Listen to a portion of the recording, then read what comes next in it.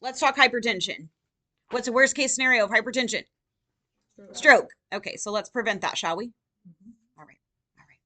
So when we take somebody's blood pressure, what kind of measurement is that of blood pressure?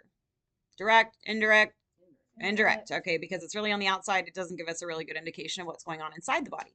If I want to get a direct measurement, what would I do?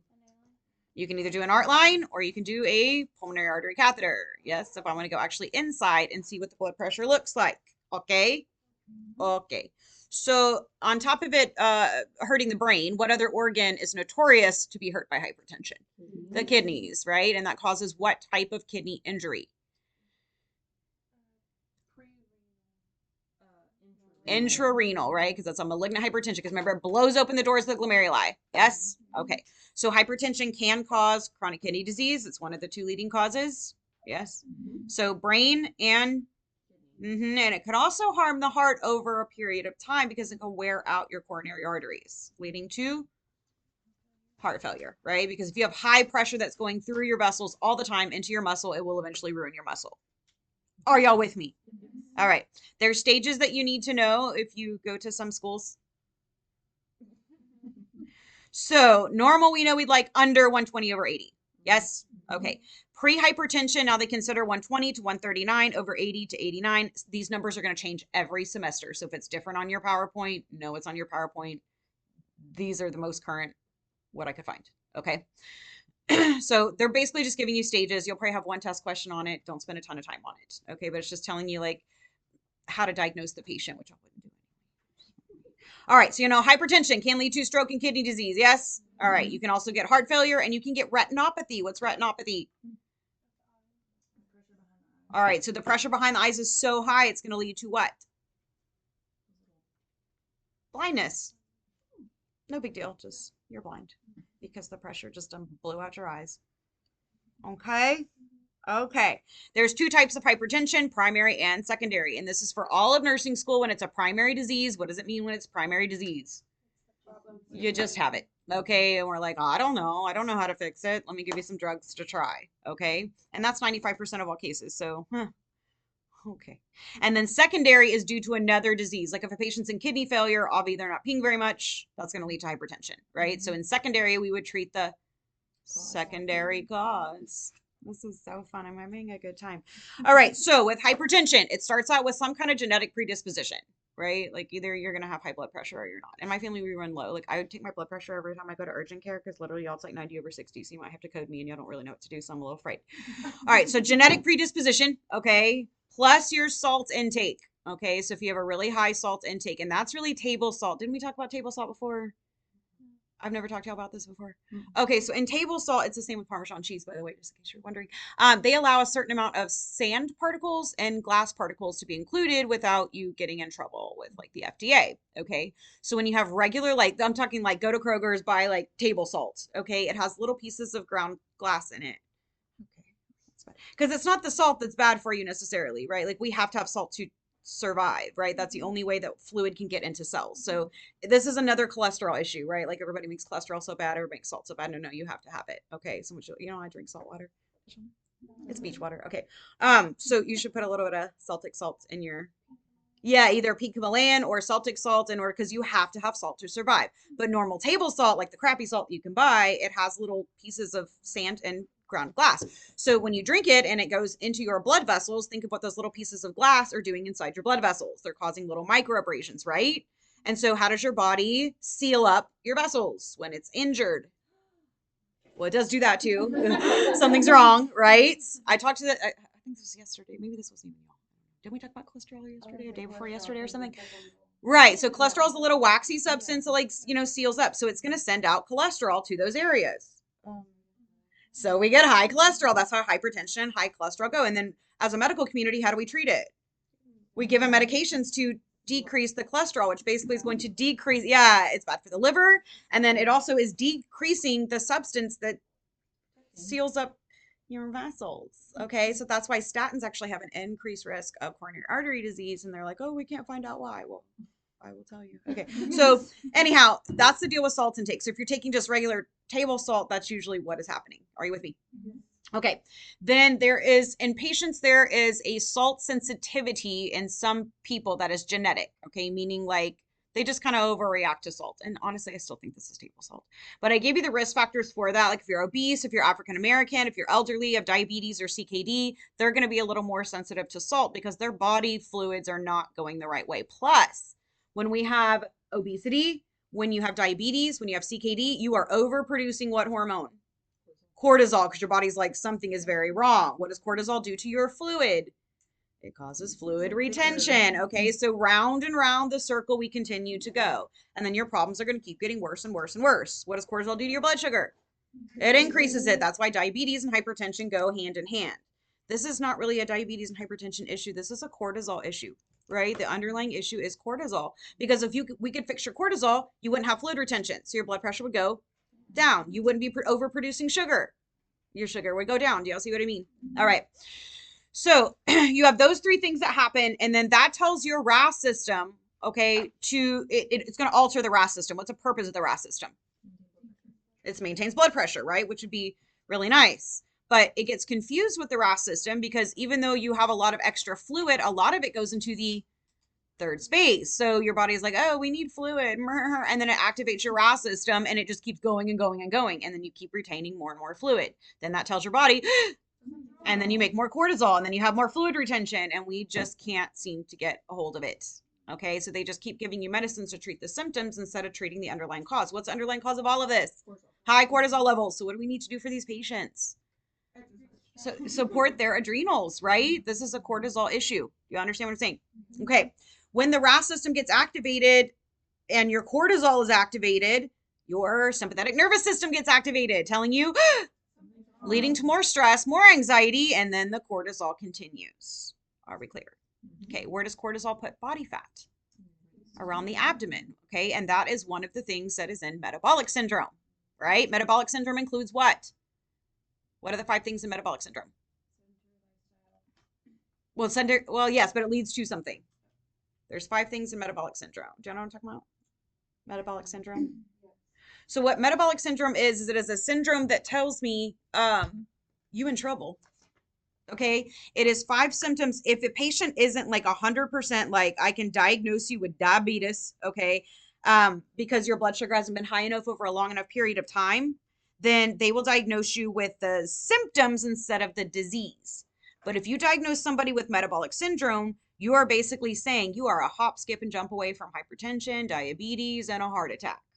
So if we don't do lifestyle modifications right now, you're going to be in some deep trouble. Do you understand what I'm saying? Okay. So there are 5 things with metabolic syndrome. Knowing everything I just taught you, what do you think those 5 things are that all go together that are just like a recipe for disaster? All right, high blood sugar. Okay, and why are they having high blood sugar? Number 2, hypertension. They're having hypertension because now their blood is thicker and more viscous and it has to push harder. You with me? Okay. Number 3 is low HDL cholesterol. Now, why would they have low good cholesterol? Either they could be on statins, that is a possibility, but they're trying to pump out, and they say like LDL is the bad cholesterol because it deposits in vessels. Why is it deposited in your vessels? Because there's holes, right? So it would make sense that that ratio would be off because the LDL is being sent out so much to plug up all these little micro abrasions, right? Now you've got hypertension on top of it. So it's pushing high pressure through these damaged vessels and it's going to damage them further. Number 4, high triglycerides. What are high triglycerides?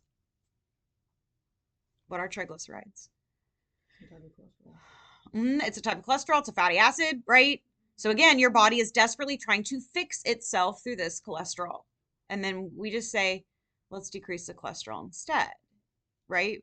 But you'll see like the medical community is like this. We always fix the symptoms and not the problem. Remember when we were doing respiratory and we were like, what's asthma? And y'all were like, an allergy. And I'm like, so how do we fix it? And you're like, antihistamines. I'm like, no, we just treat the bronchoconstriction. Do y'all see what I mean? It makes absolutely no sense. All right. And then the last one, number 5, is excess fat around the waist. Well, how do we get that? Okay. So let's go back to cortisol. What does cortisol do to your blood sugar? Increase. What does it do to your blood pressure? Increase. What does it do to your body fat? Increase. This is a cortisol problem. Do we understand? All right then. Okay. So then when you have excess cortisol, that keeps telling your body, yeah, and then your sympathetic nervous system is going to get activated. Then you're going to get severe anxiety along with it.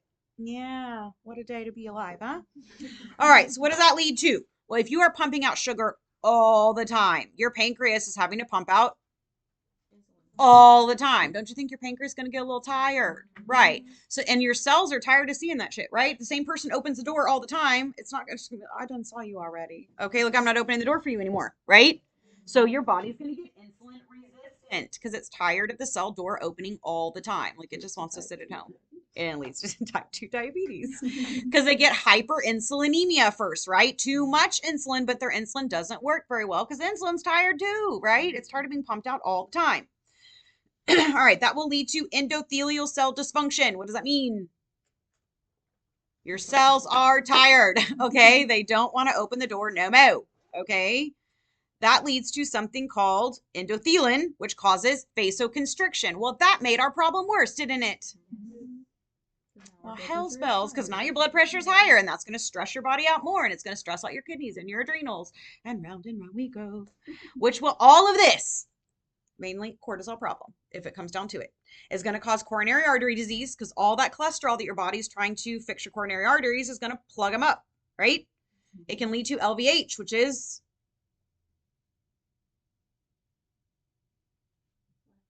thank you. Left ventricular hypertrophy, right? The left side is going to get very big because it's working and working and working and working and it doesn't get to rest. That leads to an enlarged heart or cardiomegaly. Cardiomegaly is a big heart. That can lead to heart failure. Yes? Okay. Why might hypertension lead to a stroke? Well, there's 2 types of stroke and it can lead to either one of those, right? In an ischemic stroke, what happens? It's an MI of the brain. Atherosclerosis leads to, and the other type of stroke is a hemorrhagic stroke. The pressure in your brain can go so high. I love that. Okay. It can lead to peripheral vascular disease or peripheral arterial disease. What do we call PAD? MI of the legs. Okay. Because again, it is a buildup of atherosclerosis and then you don't get any blood flow. Hypertension can also lead to CKD. What is CKD? Chronic kidney disease. How does it do this? Bust open that glomeruli, right? It can lead to ESRD, which is end-stage renal disease. It's going to ruin those kidneys over time. And retinal damage causing permanent blindness because the pressure is so high in little vessels of the eye. This is all very bad news, isn't it? Yes. All right. So what are the biggest risk factors we may see? Isn't it funny? Not breastfed. Girl, what? If you were not breastfed as an infant, you're going to have a higher risk of developing hypertension.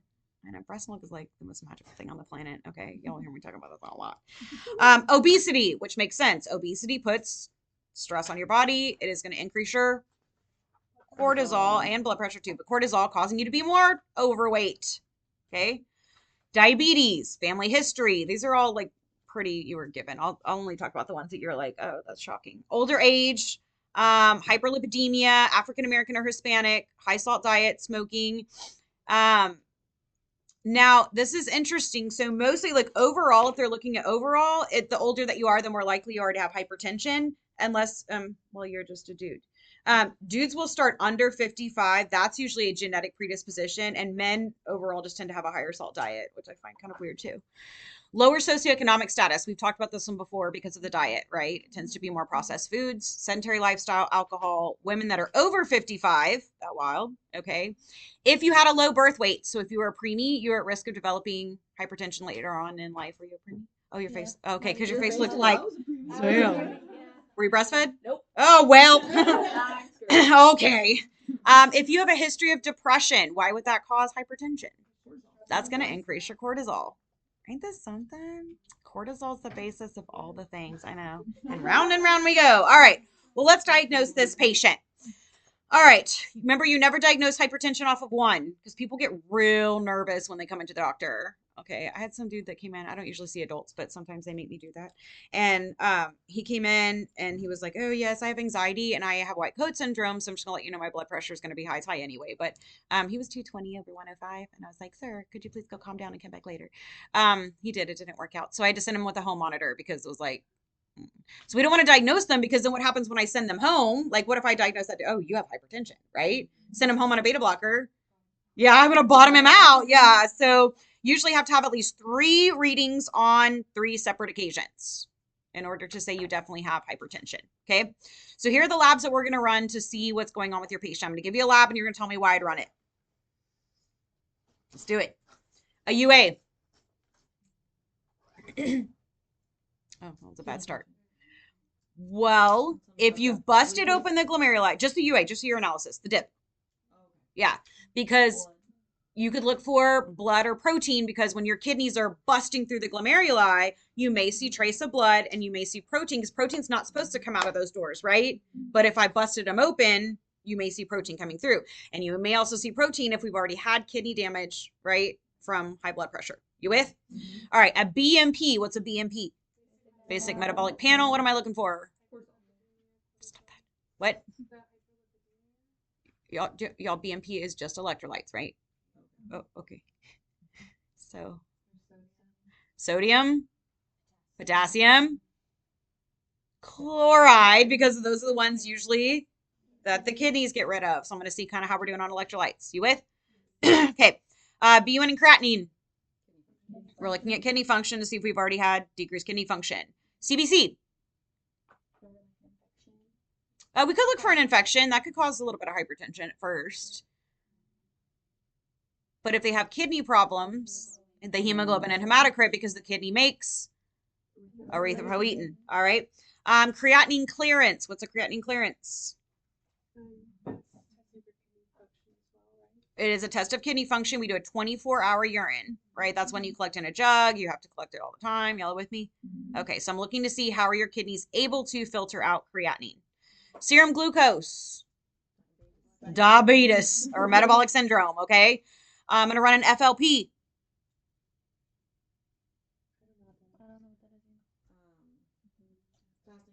Thank you. We're going to do a fasting lipid panel. I need to look at cholesterol and triglycerides. Yeah? I'm going to do a uric acid level. Why am I going to do that? See if they've got the gout and that's causing problems with the liver and the kidneys. LFTs. I need to see how the liver is functioning. All right. T3, T4, TSH. Why am I looking at their thyroid function? I said it weird, but. So if they have hyperthyroidism, will they not have hypertension? So I'm trying to rule out other causes, or trying to find if it's a primary or secondary. Okay. I'm going to do an EKG and an echo. Why am I going to do that? I need to see if there's already heart damage, right? All right. And then you can send them home with a home kit that takes their blood pressure Thank you. In intervals over 24 hours, and they need to keep a diary of their activities during that time. So I can look at it and be like, oh, your blood pressure went up really high. And they were like, oh, yeah, it was with my wife. Yeah. Or my girlfriend or whatever. All right. So now that we've diagnosed and we're like, yes, on 3 separate occasions, you've got high blood pressure, you probably have some comorbidities with it, right? It is very unlikely for somebody to just have hypertension, as you can see, right? However, I'm doing this for y'all. Okay. If you have a patient that is 35 years old that presents to the ER, no comorbidities, doesn't have any diseases, not is on any medication. His blood pressure is 220/110. He said all of a sudden out of nowhere, he got a severe headache and his blood pressure is really high. What is wrong with your patient? Well, he's at risk for a stroke, but I mean, he's a 35-year-old dude with no comorbidities and just all of a sudden high blood pressure. This is a big NCLEX thing. It's a disease. Like, he now has a major problem.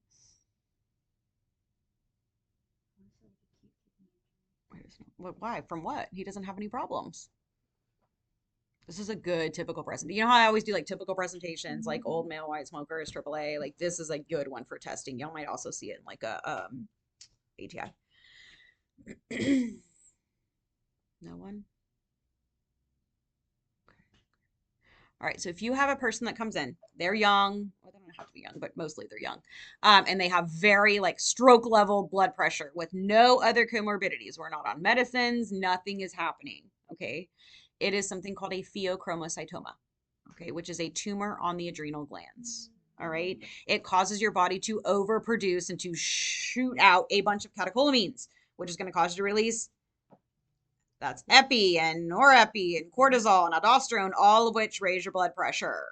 Okay. So what I would do for that patient if they presented with nothing else and just high blood pressure, I'm going to do an adrenal ultrasound, and 99.99999% of the time, we're going to find an adrenal tumor. That is called a pheochromocytoma with a PH, not an F. All right. Pheochromocytoma, very highly testable because they come in hypertensive crisis with no other symptoms. Okay. All right. So the first thing we're going to tell this patient when we diagnose them with hypertension is change your lifestyle, right? Excuse me. So what would you tell them to do? Get active, quit drinking, quit smoking, exercise, because exercise is the only way to improve your HDLs other than genetics, and you can't change your genetics. Okay, what else what are you going to tell them to do? All right, DASH diet, which means low salt, high potassium. They can do salt substitutes depending on what medicines that they're on, right? Okay. What else would you teach them to do? Lower their stress level. Y'all, that's a number one thing we should say, right? So you need to teach them coping mechanisms. You need to do like the guided imagery, relaxation, biofeedback. And I joke about it, but like it is very helpful. Like this, we need to teach them some things, okay? Don't eat table salt. I mean, it's not good for you, right? All right. So number one treatment is lifestyle modifications. That probably will not be effective because unfortunately in the medical system that we have now, there is no support for people like that, right? We don't get to, insurance doesn't cover a nutritionist and a dietitian and somebody to help you exercise. They're just like, hey, let me tell you some things you need to do, even though you haven't been doing them for 55 years of your life, do them today, right? And they may not have the money, they may not have the resources, right? So if that fails, we have to go to drugs. Don't look at your papers, look up here. Okay, give me the hypertension drugs you would use to treat your patient. You can do the drug classes and tell me what they end in. Beta blockers end in Olol. Which one is selective? Metoprolol. Which one is non-selective? Propranolol. All right, give me another one. Calcium channel blockers, those end in pene plus the two randos that y'all still start. Diltiazem, verapamil. All right, number 3. All right, ARBs end in sartan. ACE inhibitors end in prills. Then you got 2 other ones. Last sisters. Oh, diuretics actually will help too. You're right. Absolutely right with that. Okay, give me your 3 diuretics you would use for hypertension. HCTZ, furosemide, spironolactone. Very good. Which one of those is potassium sparing? Spironolactone. Okay. And then the last 2 drugs that we use for hypertension. Oh, that's actually true too. Okay. So vasodilators. What are your 2 vasodilators? Nitroglycerin and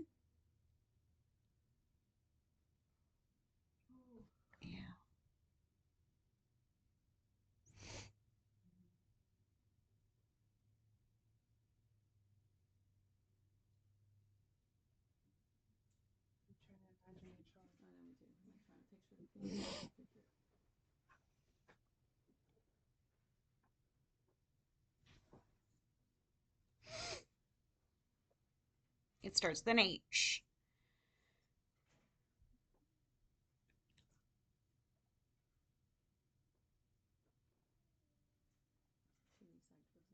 Oh, there's a lot in y'all's heads. All of you have a lot in your head right now. Pardon? What? That is not even a drug. Okay. Okay. She said, never mind. Take it back. Take it back.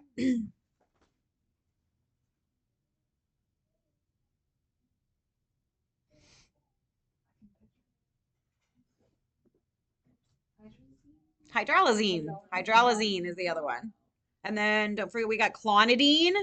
That was your party at night drug. All right. That's when you have to give right before bed. Have y'all been studying these drugs? Okay.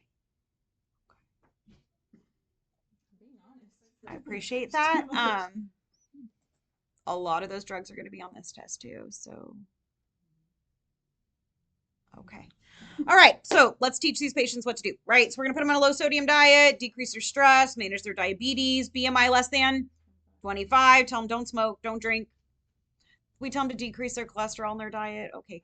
I think it's better to say like, have a healthier diet, make healthier choices instead of like, pizza and hamburgers. You know what I mean? Like, do those have a lot of cholesterol?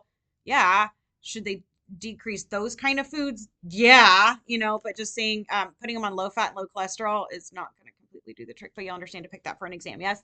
All right. Increase potassium unless they're on spironolactone or what's the other hypertension drug that causes hyperkalemia? ACE inhibitors, right? Exercise 30 minutes a day, 5 days a week. Okay. And then you need to talk to them about the drugs that they're on and all the side effects that they're going to cause. Okay. It is helpful to increase vitamin D, calcium, and omega-3s. That is good support for our body. Okay. And that is actually from your book. So that's not just something I'm telling you. Okay. Even though it's good advice. All right. In a hypertensive urgency. Now, in an urgency, like, oh, this is urgent, but I'm not running. I'm just like, well, let me just call the doctor real quick before I go on my break. Okay. That is greater than 160 over 100, but less than 220 over 110. 220 over 110 is that's it. That's your protocol, right? That's your high one that you're like, damn, I got to do something. What's your low one that you're like, damn, I got to do something? 90 over 60. Okay. So now we know what to do. All right. And in hypertensive urgency, it's greater than 160 over 100. And I'm like, all right, let's do something. Now, why can't we decrease their blood pressure quickly? Why can't we just push something and be like, damn, we got to get this down? The fluid change is going to be rapid. Where does it pull off of? The brain. So you cannot decrease blood pressure too fast, okay? Or you will cause poor cerebral perfusion. And then we're like, well, the hypertension didn't kill you, but I did. You see what I mean? All right. So in a hypertensive urgency, because I'm not panicking, I'm still going to give them oral drugs, a pill. Okay. And we usually will do either beta blockers, calcium channel blockers, ACE inhibitors. Okay. Typically, just so you kind of have an idea, we'll use Captopril, which is a ACE inhibitor, clonidine, which is a central acting alpha agonist. Okay. And labetalol, which is a beta blocker. Okay. We are going to sit them upright. How come? No, they have hypertension. What happens if I lay a person flat that has super high blood pressure? I'm going to stroke them out. Yes. Please don't do that either. Okay. Don't do that. Monitor neurostatus and level of consciousness because what can happen? Stroke. Okay. Daily weight, eyes and nose should be a given because we're looking at fluid balance. All right. When am I going to panic? Hypertensive emergency. Yes. 220 over 110. Then I'm like, I will trot. Okay. And we are going to decrease blood pressure with IV meds, but we have to do it slowly. Do you understand? Our goal is to decrease their blood pressure by 25% in the first 8 to 24 hours. Every protocol is a little bit different. Some say 8, some say 24, so I put 8 to 24. Okay. At this point, we'll put them on something a little more hardcore like nitroprusside, which is very similar to nitroglycerin. It is a vasodilator, or nicardipine, which is a calcium channel blocker. Okay. Watch that neurostatus because they can stroke out on you. Okay. Daily weight, eyes and nose. And then we need to monitor the MAP. What is the MAP? Mean arterial pressure. And what is the minimum MAP that I need in order to make sure their brain's getting perfused? 60. Okay. Every time we do a condition, it's going to be like a little bit different as far as what you need. Okay. But minimum always across the board. Anything under 60, you're not going to get cerebral perfusion. How do we feel about hypertension? Well, I feel bad about the disease.